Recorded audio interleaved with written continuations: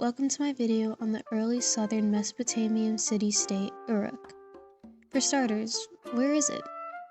According to Khan Academy, Uruk would be found in Iraq, about 150 miles south of modern-day Baghdad, and it was founded around 3200 BC.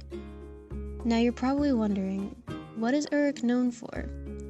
Well, some pretty key things to note are that it is considered one of the first big cities, it has the earliest form of writing, it thrived off of agriculture, and it created its own number system. At its peak, Uruk had around 50,000 to 80,000 people. That meant the organization of the city must have come from somewhere, right? Correct. It came from elite priests and later on a king due to warring in the area. The priests began as worshippers of the sky god An and his daughter Inanna, goddess of love. Inanna happened to be Uruk's patron goddess, and so a special house filled with servants and priests was made in her name.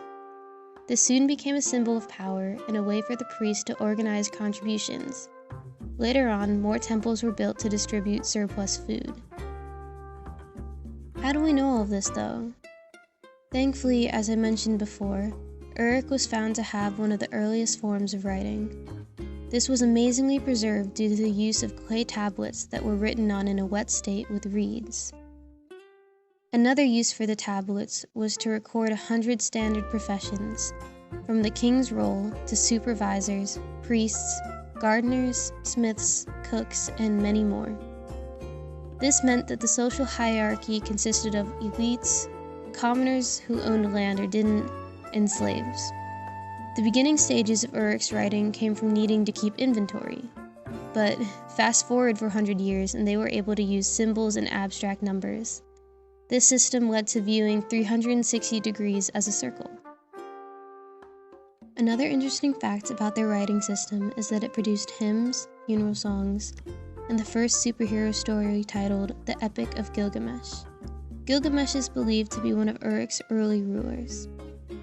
Going back to the social hierarchy though, people wonder why a large group of people would allow such a small number of elites to have so much power.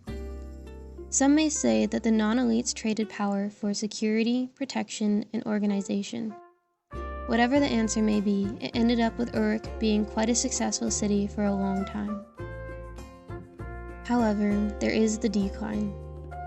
Some of the reasons given for Uruk's downfall are environmental failure due to salt content increase from the irrigation systems, a drought, constant warfare weakening the area, and being overrun since the Tigris and Euphrates rivers were popular trade routes.